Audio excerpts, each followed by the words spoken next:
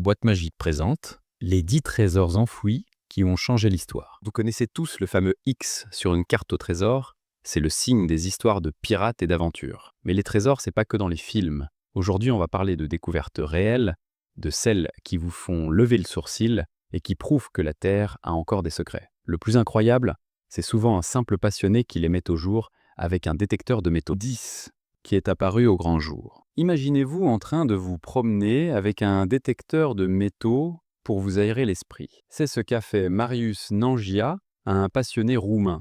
Un beau jour d'avril 2025, à 50 km de Bucarest, son appareil s'est mis à biper. En creusant, il a d'abord trouvé une poignée de pièces d'argent. Elles étaient oxydées, mais remarquablement bien conservées. L'oxydation est une réaction chimique qui se produit lorsque le métal est en contact avec l'air ou l'humidité, un peu comme une pomme coupée qui devient marron. Plus il creusait, plus les pièces affluaient. C'est là qu'il a compris. Elles étaient toutes entassées dans une jarre en céramique. Le compte final est hallucinant. Près de 1500 deniers romains.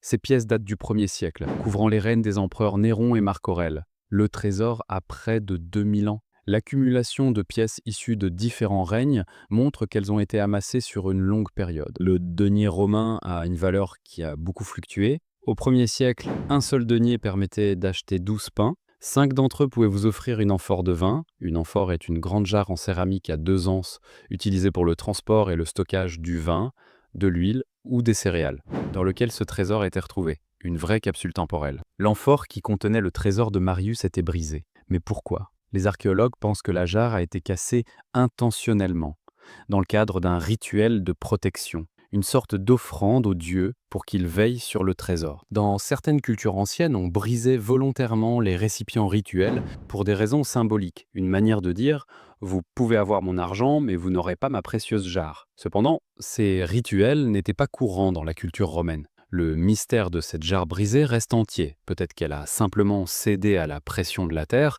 ou qu'une taupe a voulu se frayer un chemin. Quoi qu'il en soit, le contenu du trésor est intact, et ça, c'est le plus important. 8. Après sa découverte, Marius a contacté les autorités roumaines. En Roumanie, la loi vous donne 72 heures pour signaler une découverte historique significative. Sauf qu'à ce moment-là, c'était un jour férié et tous les bureaux étaient fermés. Marius a passé 2 jours entiers à photographier méticuleusement chaque pièce, craignant que son trésor ne lui échappe. Finalement, il a pu le présenter aux autorités. Il devrait recevoir 45% de la valeur totale du trésor. Pas mal pour une simple balade. Le lieu de sa découverte a été classé comme zone archéologique. Toute future fouille devrait être supervisée par des experts. L'histoire n'est donc pas terminée. 7.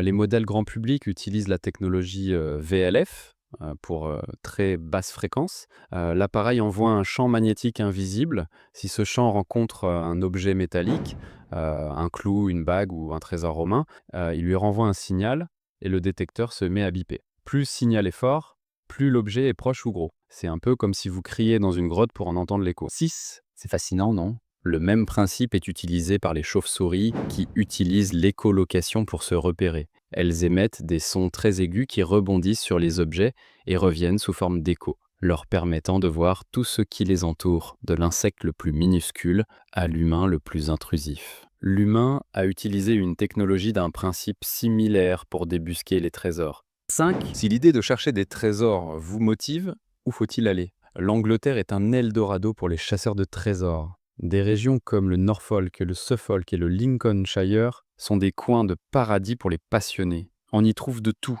des pièces romaines, des reliques vikings, des artefacts médiévaux. À l'âge du fer, enterrer des objets de valeur était une pratique courante. Certains historiens pensent que c'était une manière de conserver son patrimoine, d'autres y voient un rituel religieux. Quoi qu'il en soit, des milliers de trésors attendent encore d'être découverts. 4. L'Europe tout entière regorge de trésors enfouis. La France, par exemple, a une histoire si riche que le sol cache des secrets gaulois et romains. Aux Pays-Bas, on a récemment mis la main sur un fragment d'une épée viking très rare. L'Écosse ne fait pas exception, comme en témoigne le trésor de Galloway, qui donne un aperçu supplémentaire de l'âge du bronze. Si vous n'avez pas envie de chercher tout seul, il existe des tours organisés avec des guides qui vous emmènent sur des sites historiquement importants. De quoi joindre l'utile à l'agréable. 3.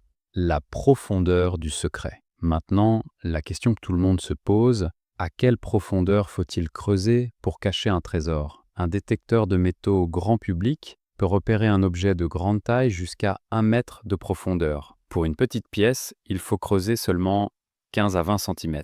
Et Le sol mouillé peut améliorer la détection car l'humidité aide les signaux à mieux circuler. 2. Quand le temps est le plus grand des voleurs. Les détecteurs professionnels, bien plus chers et sophistiqués, peuvent localiser des objets volumineux jusqu'à 30 mètres de profondeur, surtout après une journée de pluie. Cependant, il ne faut pas sous-estimer le temps. 2000 ans de pression sur le sol, les cycles de gel et de dégel, ou encore la croissance des racines peuvent réduire un trésor en poussière. Le trésor de la sagesse. Le trésor, ce n'est pas toujours de l'or. Parfois, la plus belle des découvertes est celle de la connaissance. Des pièces de monnaie antiques, comme celles que Marius a trouvées, peuvent nous en apprendre beaucoup sur le commerce, le pouvoir et la vie quotidienne il y a 2000 ans. Elles sont le reflet d'une époque lointaine.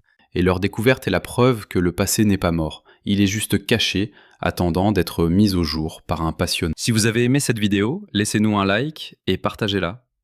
Et si vous voulez d'autres histoires qui vont vous faire halluciner, restez sur Boîte Magique. On se retrouve très vite.